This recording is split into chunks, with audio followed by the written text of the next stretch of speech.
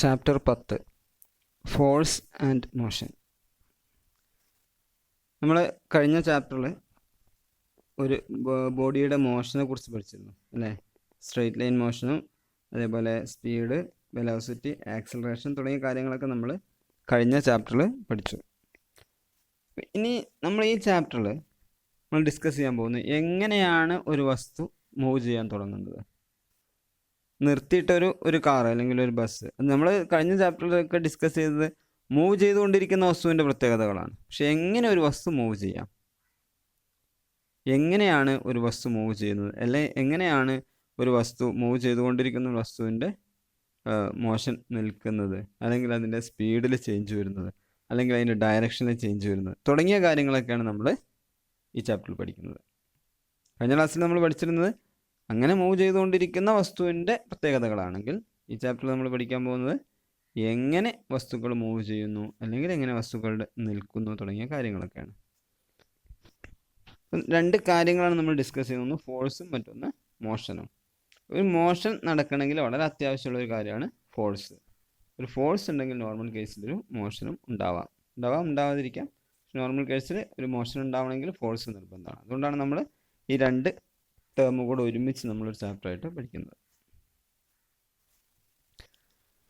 നമ്മൾ motion definition നമ്മൾ മുമ്പ് പഠിച്ചതാണ്. എന്തായിരുന്നു മോഷൻ ഡെഫിനിഷൻ? ഒരു പൊസിഷനിൽ നിന്ന് ഒരു change in position of an object with respect to time. സമയത്തിനനുസരിച്ച് ഒരു ഒബ്ജക്റ്റിൻ്റെ പൊസിഷനിൽ ഉണ്ടാകുന്ന ചേഞ്ചിനെ, വ്യത്യാസത്തെയാണ് നമ്മൾ മോഷൻ എന്ന് വിളിക്കുന്നത്. ഇനി എന്താണ് ഫോഴ്സ്? അത് നമ്മൾ കഴിഞ്ഞ ക്ലാസ്സിൽ പഠിച്ചതാണ്. ഫോഴ്സിനെ നമ്മൾ സാധാരണ വിളിക്കാറ് a push or a pull. ഒരു വസ്തുവിന് മുകളിൽ നമ്മൾ അപ്ലൈ ചെയ്യുന്ന ഒരു പുഷ് അല്ലെങ്കിൽ ഒരു പുള്ള്, ഒന്നുകിൽ നമ്മൾ തള്ളുക അല്ലെങ്കിൽ നമ്മൾ വലിക്കുക, ഇതിനാണ് നമ്മൾ ഫോഴ്സ് എന്ന് വിളിക്കുക.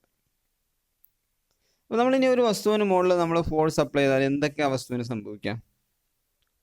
ഉദാഹരണത്തിന് നമ്മളൊരു ബലൂണ് സങ്കല്പിക്കുക. ഒരു ബലൂണ്, കാറ്റ് നിറച്ചൊരു ബലൂണ് നമ്മളൊരു തട്ട് കൊടുത്താൽ അത് മൂവ് ചെയ്യും അല്ലേ? അല്ലെങ്കിൽ മൂവ് ചെയ്തുകൊണ്ടിരിക്കുന്ന ഒരു വസ്തുവിന് മുകളിൽ നമ്മൾ ഒരു പുഷ് കൊടുത്തു കഴിഞ്ഞാൽ അത് സ്റ്റോപ്പ് ചെയ്യും. ഇനി ചില വസ്തുവിന് മുകളിൽ നമ്മൾ രണ്ട് സൈഡിൽ നിന്നും കൂടെ പുഷ് ചെയ്ത് കഴിഞ്ഞാൽ അതിൻ്റെ ഷേപ്പ് ചേഞ്ച് ചെയ്യാം. ഉദാഹരണം ബലൂണ്, കാറ്റടച്ച ബലൂണ് രണ്ട് സൈഡിൽ നിന്നും കൂടെ നമ്മൾ ഒരുമിച്ച് അമർത്തി കഴിഞ്ഞാൽ അതിൻ്റെ ഷേപ്പ് ചേഞ്ച് ചെയ്യാം. അപ്പോൾ നമ്മളൊരു ഫോഴ്സ് അപ്ലൈ ചെയ്ത് കഴിഞ്ഞാൽ ഒരു വസ്തുവിന് പല രീതിയിലുള്ള മാറ്റങ്ങൾ വരാം. ഒന്ന്, make the object move from rest. ആ ഒബ്ജക്റ്റ് റെസ്റ്റിൽ നിന്ന് മൂവ് ചെയ്യാൻ വേണ്ടി തുടങ്ങാം. Change the speed of a moving object. Move ചെയ്തുകൊണ്ടിരിക്കുന്ന ഒബ്ജക്റ്റിൻ്റെ സ്പീഡ് ചേഞ്ച് ചെയ്യാം. Change the direction of motion of the object. ഒബ്ജക്റ്റിൻ്റെ ഡയറക്ഷൻ ഓഫ് മോഷൻ ചേഞ്ച് ചെയ്യാം. അതായത് നേരെ സ്ട്രൈറ്റ് ലൈനിൽ പോകുന്നത് അതിൻ്റെ ഡയറക്ഷൻ ചേഞ്ച് ചെയ്യാം. Change the shape of the object. ഒബ്ജക്റ്റിൻ്റെ ഷേപ്പ് ചേഞ്ച് ചെയ്യാം. ഇനി ചില സമയത്ത് ഇതിൽ ഏതെങ്കിലും ഒന്ന് സംഭവിക്കാം, ചില സമയത്ത് ഇതെല്ലാം കൂടെ സംഭവിക്കാം, ചില സമയത്ത് ഇതിൽ ചിലത് മാത്രം സംഭവിക്കാം. അപ്പോൾ ഒരു ഫോഴ്സ് അപ്ലൈ ചെയ്ത് കഴിഞ്ഞാൽ വസ്തുവിന് ഈ രീതിയിലുള്ള മാറ്റങ്ങളൊക്കെ വരാം. നമ്മൾ അപ്ലൈ ചെയ്യുന്ന ഏത് ഫോഴ്സ് നമ്മൾ എടുത്ത് നോക്കുകയാണെങ്കിൽ ഒന്നുകിൽ അതൊരു പുഷ് ആയിരിക്കും, അല്ലെങ്കിൽ അതൊരു പുള്ള് ആയിരിക്കും. ഇത്രയാണ് ഫോഴ്സിനെ കുറിച്ച് പറയാനുള്ളത്. ഇനി രണ്ട് രീതിയിൽ നമ്മൾ ഫോഴ്സിനെ ക്ലാസിഫൈ ചെയ്യണം. ഒന്ന് ബാലൻസ്ഡ് ഫോഴ്സും മറ്റൊന്ന് അൺബാലൻസ്ഡ് ഫോഴ്സും. ബാലൻസ്ഡ് ഫോഴ്സിൽ നമുക്ക് സിമ്പിളായിട്ട് പറയാവുന്ന definition two equal and opposite forces. Two equal and opposite forces. Okay, രണ്ട് ഫോഴ്സും ബാലൻസ് ചെയ്യപ്പെട്ടതാണെങ്കിൽ നമ്മളതിനെ ബാലൻസ്ഡ് ഫോഴ്സ് എന്ന് വിളിക്കും. ഉദാഹരണത്തിന് പറയുകയാണെങ്കിൽ നമ്മൾ വടംവലി കണ്ടിട്ടുണ്ടാവും അല്ലേ? വടംവലി എന്നല്ല പറയാം. ഈ വടംവലിക്ക് രണ്ട് ടീം ഉണ്ടാവും. രണ്ട് ടീമിലും വളരെ ആരോഗ്യവാന്മാരായ 4, 5, 6 ആളുകൾ ഉണ്ടാവും. ഇവർ രണ്ട് സൈഡിൽ നിന്നിട്ട് ഈ കയറ് പിടിച്ച് അങ്ങോട്ടും വലിക്കും. രണ്ട് ടീമും പുള്ള് ചെയ്യുന്നുണ്ട്. വളരെ നല്ല ഫോഴ്സ് രണ്ട് ടീമും അപ്ലൈ ചെയ്യുന്നുണ്ട്. പക്ഷേ ഈ കയറ് അത് അതിൻ്റെ പൊസിഷനിൽ നിന്ന് മാറുന്നേ ഇല്ല. ഇപ്പം two equal and opposite force ആണ്. രണ്ട് ഈക്വലും ഓപ്പോസിറ്റുമായ ഫോഴ്സുകൾ. അപ്പോൾ അങ്ങനെ ഒരു വസ്തുവിന് മുകളിൽ നമ്മൾ ഫോഴ്സ് അപ്ലൈ ചെയ്ത് കഴിഞ്ഞാൽ അത് മൂവ് ചെയ്യും. നമ്മളൊരു ടേബിൾ സങ്കല്പിക്കുക, നമ്മൾ ക്ലാസ് റൂമിലുള്ള ഒരു ടേബിൾ. ആ ടേബിളിൻ്റെ ഒരു എൻഡിൽ പിടിച്ചിട്ട് രണ്ടാളുകൾ വലിക്കുകയാണ്. ടേബിൾ സ്വാഭാവികമായിട്ട് വലിക്കുന്ന ഭാഗത്തേക്ക് മൂവ് ചെയ്യും. എന്നാൽ അതേപോലുള്ള രണ്ടാളുകൾ ടേബിളിൻ്റെ ഓപ്പോസിറ്റ് സൈഡിൽ നിന്ന് വലിച്ചാലോ ടേബിൾ രണ്ട് സൈഡിലേക്കും നീങ്ങൂല. രണ്ട് ടീമും ഒരേ ഫോഴ്സിലാണ് വലിക്കുന്നതെങ്കിൽ ടേബിൾ രണ്ട് സൈഡിലേക്കും നീങ്ങൂല. എന്നാൽ രണ്ട് ടീമും അതേസമയം ഫോഴ്സ് അപ്ലൈ ചെയ്യുന്നുണ്ട്. അതിനാണ് നമ്മൾ two equal and opposite forces എന്ന് വിളിക്കുന്നത്. രണ്ടും ഈക്വൽ ആണ്, ഓപ്പോസിറ്റ് ആണ്. ഇതിനെ നമ്മൾ ബാലൻസ്ഡ് ഫോഴ്സ് എന്ന് വിളിക്കുക. ഒരു ഫോഴ്സിനെ മറ്റൊരു ഫോഴ്സ് ബാലൻസ് ചെയ്തു. ഇനി അതേസമയം ഇങ്ങനെ വലിക്കുന്ന സമയത്ത് ഒരു ടീം വളരെ ആരോഗ്യവാന്മാർ, അവർ ഉഷാറായിട്ട് വലിച്ചു, മറ്റേ ടീം അത്രത്തോളം ആരോഗ്യമില്ലാത്ത ആളാണ്. അതുകൊണ്ട് അവരുടെ ഫോഴ്സിന് കുറച്ച് കുറവാണെങ്കിൽ സ്വാഭാവികമായിട്ട് ഫോഴ്സ് കൂടിയ ഭാഗത്തേക്ക് മൂവ് ചെയ്യും. അതിനാണ് നമ്മൾ അൺബാലൻസ്ഡ് ഫോഴ്സ് എന്ന് പറയുന്നത്. Two unequal opposite forces. Okay, unequal ആയിട്ടുള്ള ഓപ്പോസിറ്റ് ഫോഴ്സുകളാണ് നമ്മൾ അൺബാലൻസ്ഡ് ഫോഴ്സ് എന്ന് വിളിക്കുക. ബാലൻസ്ഡ് ഫോഴ്സും അൺബാലൻസ്ഡ് ഫോഴ്സും. അൺബാലൻസ്ഡ് ഒരു ഒബ്ജക്റ്റ് മൂവ് ചെയ്യണമെങ്കിൽ അല്ലെങ്കിൽ അതിന് ഒരു അൺബാലൻസ്ഡ് ഫോഴ്സ് അതിന് മുകളിൽ അപ്ലൈ ചെയ്യപ്പെടണം. അൺബാലൻസ്ഡ് ഫോഴ്സ് അപ്ലൈ ചെയ്ത് കഴിഞ്ഞാൽ മാത്രമേ ഒരു ഒബ്ജക്റ്റ് മൂവ് ചെയ്യുള്ളൂ. അതുപോലെ തന്നെ അൺബാലൻസ്ഡ് ഫോഴ്സ് അപ്ലൈ ചെയ്ത് കഴിഞ്ഞാൽ മാത്രമേ മൂവ് ചെയ്തുകൊണ്ടിരിക്കുന്ന ഒരു വസ്തു സ്റ്റോപ്പ് ചെയ്യുള്ളൂ, അതിൻ്റെ ഡയറക്ഷൻ ചേഞ്ച് ചെയ്യുള്ളൂ. അപ്പം എന്തെങ്കിലും ഒരു ചേഞ്ച് വരുത്തണമെങ്കിൽ ഒരു അൺബാലൻസ്ഡ് ഫോഴ്സ് നമ്മൾ അപ്ലൈ ചെയ്യണം. ഇനി നമ്മൾ പഠിക്കാൻ പോകുന്നത് വളരെ പ്രധാനപ്പെട്ട, സയൻസിൽ നമ്മളെപ്പോഴും ഡിസ്കസ് ചെയ്തുകൊണ്ടിരിക്കുന്ന, എല്ലാവർക്കും അറിയുന്ന ചില കാര്യങ്ങളാണ്. നമ്മൾ ഫോഴ്സും മോഷനും കൂടെ റിലേറ്റ് ചെയ്തുകൊണ്ട് ന്യൂട്ടൻ്റെ പ്രധാനപ്പെട്ട 3 നിയമങ്ങൾ നിങ്ങൾ പഠിച്ചിട്ടുണ്ടാവും. ന്യൂട്ടൻ്റെ ചലന നിയമങ്ങൾ എന്ന പേരിൽ നിങ്ങൾ പഠിച്ചിട്ടുണ്ടാവും. ന്യൂട്ടൺസ് ലോ ഓഫ് മോഷൻ, അതാണ് നമ്മൾ ഡിസ്കസ് ചെയ്യാൻ പോകുന്നത്. അപ്പോൾ അതിൽ ന്യൂട്ടൻ്റെ ചലന നിയമങ്ങളുടെ പ്രത്യേകത, നമ്മൾ സയൻസിൽ എന്ത് കാര്യങ്ങൾ പറയുകയാണെങ്കിലും അതിന് തിയററ്റിക്കലായിട്ട് നമ്മളത് പ്രൂവ് ചെയ്യണം, അതുപോലെ എക്സ്പെരിമെൻ്റലായിട്ടും പ്രൂവ് ചെയ്യണം. പക്ഷേ ന്യൂട്ടൻ്റെ ചലന നിയമങ്ങളൊക്കെ തിയററ്റിക്കൽ പ്രൂഫൊന്നും നമ്മൾ അന്വേഷിച്ചാൽ ചിലപ്പോൾ കിട്ടിക്കോളുന്നില്ല. കാരണം അത് തിയററ്റിക്കലല്ല പ്രൂവ്ഡ്, അത് നമ്മളുടെ ലൈഫ് എക്സ്പീരിയൻസിൽ നിന്ന് പ്രാക്ടിക്കലായിട്ട് പ്രൂവ് ചെയ്യപ്പെട്ട കാര്യമാണ്. ന്യൂട്ടൻ്റെ 3 ചലന നിയമങ്ങളും വളരെ കൃത്യമായിട്ട് നമുക്ക് നമ്മുടെ ജീവിതത്തിൽ നിന്ന് മനസ്സിലാവും. ഉദാഹരണങ്ങൾ പറയുമ്പോൾ നമുക്ക് വളരെ കൃത്യമായിട്ട് മനസ്സിലാവും. വളരെ സിമ്പിളാണ്, ശ്രദ്ധിച്ചാൽ വളരെ എളുപ്പത്തിൽ മനസ്സിലാവുന്ന 3 ലോ ആണ് Newton's law of motion.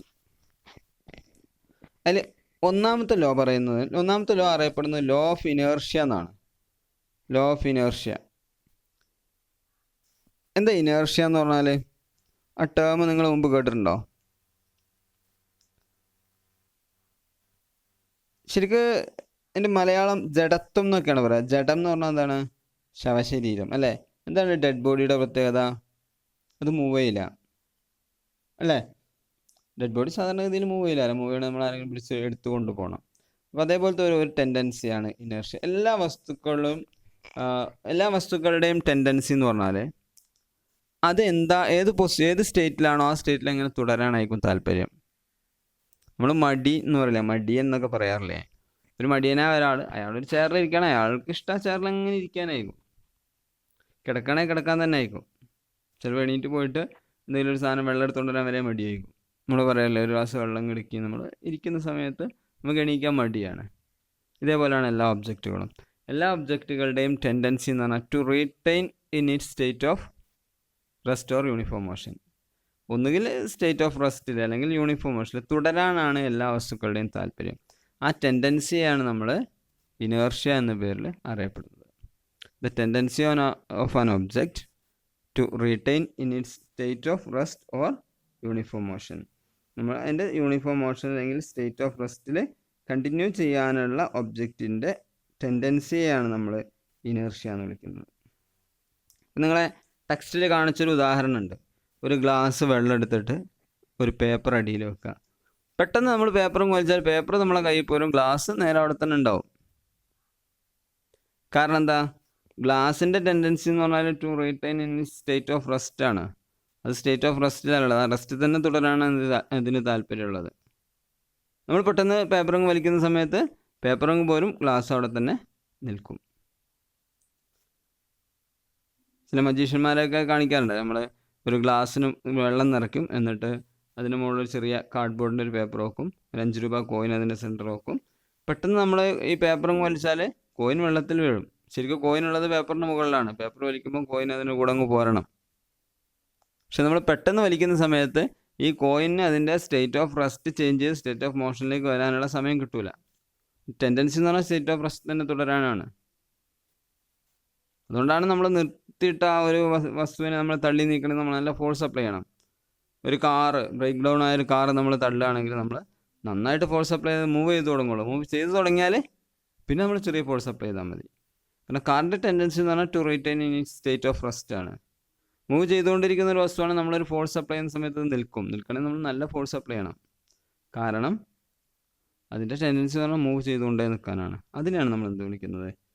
Inertia എന്ന് വിളിക്കുന്നത്. Inertia, the tendency of an object to retain in it state of rest or uniform motion. ഇനി ഇനേർഷ്യയും മാസും തമ്മിലുള്ള ഒരു റിലേഷൻ നിങ്ങൾക്ക് സങ്കല്പിക്കാവുന്നതേ ഉള്ളൂ. ഇനേർഷ്യയും മാസും തമ്മിലുള്ള റിലേഷൻ എന്ന് പറഞ്ഞാൽ ഒരു വസ്തു അതിനെ സ്റ്റേറ്റ് ഓഫ് റെസ്റ്റിൽ നിൽക്കാനാണ് താല്പര്യം. എന്നാൽ നമ്മൾ ഫോഴ്സ് അപ്ലൈ ചെയ്ത് മൂവ് ചെയ്യുകയും ചെയ്യും. ഒരു ഫുട്ബോൾ സങ്കല്പിക്കുക, അതേ വലുപ്പത്തിലുള്ള ഫുട്ബോളിൻ്റെ അതേ ആകൃതിയിലുള്ള ഒരു കല്ലും സങ്കല്പിക്കുക. രണ്ടും നിശ്ചലാവസ്ഥയിൽ നിൽക്കുകയാണ്. നമ്മൾ പോയിട്ട് ഫുട്ബോളിനൊരു തട്ട് കൊടുക്കും, ഫുട്ബോൾ മൂവ് ചെയ്യും. അതേ തട്ട് നമ്മൾ കല്ലിന് കൊടുത്താൽ എന്തായിരിക്കും അവസ്ഥ? നമ്മളെ കാല് അടുത്ത ഫുട്ബോൾ തട്ടാൻ കാലുണ്ടാവില്ല അല്ലേ? കാരണം കല്ല് മൂവ് ചെയ്യില്ല എന്നുള്ളത് മാത്രമല്ല, കല്ല് എന്ത് ചെയ്യാണ്? അവിടെ തന്നെ നിൽക്കാൻ ശ്രമിക്കുകയാണ്, to retain in it state of rest. അപ്പോൾ നമ്മളെ ഫോഴ്സിനത് ഒപ്പോസ് ചെയ്യും. ഫുട്ബോളും ശ്രമിക്കുന്നുണ്ട്, പക്ഷേ ഫുട്ബോൾ മാസ് കുറവായതുകൊണ്ട് ഫുട്ബോളിൻ്റെ ഇനേർഷ്യയും കുറവാണ്. മാസ് കൂടിയതുകൊണ്ട് കല്ലിൻ്റെ ഇനേർഷ്യയും കൂടുതലാണ്. അത് മാത്രമല്ല, ഇല്ലെങ്കിൽ ഉരുണ്ട് വരുന്നൊരു നമ്മളൊരു കയറ്റം കയറി ഇങ്ങനെ ഒരു ഇറക്കം നമ്മൾ കയറ്റം കയറി വരികയാണ്. അപ്പോൾ മുകളിൽ നിന്നൊരു ഫുട്ബോൾ ഇങ്ങനെ ഉരുണ്ട് വരുന്നുണ്ട്. നമ്മൾ എന്ത് ചെയ്യും? ജസ്റ്റ് ഒന്ന് കാല് വെച്ച് കൊടുത്താൽ അവിടെ നിൽക്കും. കാരണം അതിന് മാസ് വളരെ കുറവാണ്. സംഭവം അതിൻ്റെ ടെൻഡൻസി പറഞ്ഞാൽ ഉരുണ്ട് പോകാനാണ്, പക്ഷെ അതിന് നമ്മൾ ഓപ്പോസ് ചെയ്യാനുള്ള ഫോഴ്സ് വളരെ കുറച്ച് മതി. അതേസമയം ആ ഉരുണ്ട് വരുന്ന ഒരു കാറാണെന്ന് വിചാരിക്കുക. ആരോ നിർത്തിയിട്ടിട്ട് ന്യൂട്രലായിപ്പോൾ ഒരു കാർ ഇറങ്ങി വരികയെന്ന് വിചാരിക്കുക. നമ്മളിങ്ങനെ ജസ്റ്റ് കാലോട് തള്ളി നിർത്തിയ കാർ നിൽക്കുമോ? അല്ലെങ്കിൽ കുറച്ച് വലിയൊരു കല്ലാണ് ഉരുണ്ട് വരുന്നതെങ്കിൽ നിൽക്കുമോ? അപ്പോൾ മാസ് കൂടുന്നതിനനുസരിച്ച് ഇനേർഷ്യ കൂടും, മാസ് കുറയുന്നതിനനുസരിച്ച് ഇനേർഷ്യ കുറയും. അപ്പോൾ ഇനേർഷ്യ കൂടുന്നതിനനുസരിച്ച് ആ ഒബ്ജക്റ്റിന് അതിൻ്റെ സ്റ്റേറ്റ് ഓഫ് റെസ്റ്റിലാണെങ്കിൽ റെസ്റ്റിൽ നിന്ന് മോഷനിലേക്ക് മാറ്റാൻ, സ്റ്റേറ്റ് ഓഫ് മോഷനിലാണെങ്കിൽ മോഷനിൽ നിന്ന് തിരിച്ച് റെസ്റ്റിലേക്ക് കൊണ്ടുവരാൻ രണ്ടും പ്രയാസമായിരിക്കും. അപ്പോൾ ക്ലിയർ ആയല്ലോ? അപ്പോൾ ഇനേർഷ്യയും മാസും തമ്മിലുള്ള ബന്ധം. ഇനിയാണ് നമ്മൾ ന്യൂട്ടൻ്റെ ഫസ്റ്റ് ലോ ഓഫ് മോഷൻ പറയുന്നത്. ഇപ്പം നമ്മൾ ഇതുവരെ പഠിച്ച കാര്യങ്ങൾ വെച്ചിട്ടാണ് നമ്മൾ ഈ സാധനം പറയുന്നത്. ഇപ്പം നമ്മൾ പറഞ്ഞു ഒരു ഒബ്ജക്റ്റ് അത് അതിൻ്റെ സ്റ്റേറ്റ് ഓഫ് മോഷൻ ചേഞ്ച് ചെയ്യുന്നത് റെസിസ്റ്റ് ചെയ്യും, പ്രതിരോധിക്കും. അപ്പം ന്യൂട്ടൺ ഇത് വെച്ചിട്ടാണ് ഈ ലോ പറയുന്നത്. ആ ഒരു കൺസെപ്റ്റ് വെച്ചിട്ടാണ് ന്യൂട്ടന് ഈ ലോ പറയുന്നത്. അല്ലെങ്കിൽ ഇയാൾ പറയുന്നത് എത്രയാണ്? ന്യൂട്ടൺ പറയുന്നത് every body continuous in it state of rest or uniform motion in A straight line unless it is compelled by some unbalanced force to change that state. എല്ലാ ബോഡിയും കുറച്ചുകൂടി സിമ്പിളായിട്ട് പറയുന്നൊരു ഡെഫിനേഷൻ ഉണ്ട്. Every object continue in it state of rest or uniform motion unless it is compelled by an external force. ഒരു external force compel ചെയ്യപ്പെടുന്നത് വരെ എല്ലാ ബോഡിയും അതിൻ്റെ സ്റ്റേറ്റ് ഓഫ് റെസ്റ്റിലാണെങ്കിൽ സ്റ്റേറ്റ് ഓഫ് റെസ്റ്റിൽ തന്നെ തുടരും, സ്റ്റേറ്റ് ഓഫ് മോഷനിലാണെങ്കിൽ സ്റ്റേറ്റ് ഓഫ് മോഷനിൽ തന്നെ തുടരും. ഉദാഹരണത്തിന് നമ്മൾ ക്ലാസ് റൂം അടച്ച് പൂട്ടിയിട്ട് പോവുകയാണ്. പൂട്ടിപ്പോകുന്ന സമയത്ത് അതിൽ ചെയർ ടേബിൾ കാര്യങ്ങളൊക്കെ ഉണ്ട്, അതൊക്കെ അവിടെ ഇട്ടിട്ടാണ് നമ്മൾ പോകുന്നത്. നമ്മളൊരു 5 മാസം കഴിഞ്ഞാൽ 10 മാസം കഴിഞ്ഞാൽ 1 വർഷം കഴിഞ്ഞ് വന്ന് നമ്മൾ തുറന്നു നോക്കിയാലും അതൊക്കെ അതേ പൊസിഷനിലുണ്ടാവും. അത് പൊസിഷൻ മാറ്റണമെങ്കിൽ എന്ത് ചെയ്യണം? ആരെങ്കിലും വാതിൽ തുറന്ന് അകത്ത് പോയിട്ട് ചെയർ മാറ്റിയിടണം. മനസ്സിലായില്ലേ? അതാണ് unless and until it is compelled by an external force. ഒരു എക്സ്റ്റേണൽ ഫോഴ്സ് അപ്ലൈ ചെയ്യുന്നതുവരെ എല്ലാ ഒബ്ജക്റ്റും continue in it state of rest or uniform motion. ഇതുപോലെ തന്നെയാണ് മൂവ് ചെയ്തുകൊണ്ടിരിക്കുന്ന വസ്തു. ഇപ്പോൾ നമ്മളൊരു ഫുട്ബോളിന് ഒരു തട്ട് കൊടുത്താൽ അത് നിൽക്കണമെങ്കിൽ എന്തുവേണം? ഓപ്പോസിറ്റ് ഒരു ഫോഴ്സ് അപ്ലൈ ചെയ്യണം. അല്ലാത്തടത്തോളം ഇങ്ങനെ അതിങ്ങനെ മൂവ് ചെയ്തുകൊണ്ട് നിൽക്കും. ശരിയല്ലേ? നമ്മളൊരു തട്ടൊരു ഫുട്ബോളിന് കൊടുത്താൽ അങ്ങനെ മൂവ് ചെയ്തുകൊണ്ടേ നിൽക്കും. ആണോ? ഇത് കുറച്ച് പോയിട്ട് നിൽക്കും. എങ്ങനെയാണ് നിൽക്കുന്നത്? ഫ്രിക്ഷണൽ ഫോഴ്സ് എന്ന് പറയുന്നൊരു ഫോഴ്സ് ഉണ്ട്, ഫോഴ്സ് ഓഫ് ഫ്രിക്ഷൻ. ഈ ഫ്രിക്ഷണൽ ഫോഴ്സ് ഈ മോഷനെ ഒപ്പോസ് ചെയ്യും. അത് നമ്മൾ ഈ പാഠത്തിന് അടുത്ത സെക്ഷനിൽ നമ്മളത് പഠിക്കും. അങ്ങനെ ഫ്രിക്ഷണൽ ഫോഴ്സ് ഇല്ല എങ്കിൽ ഫുട്ബോൾ അങ്ങനെ മൂവ് ചെയ്തുകൊണ്ടേ നിൽക്കും കാലാകാലം, forever. It will not stop its motion.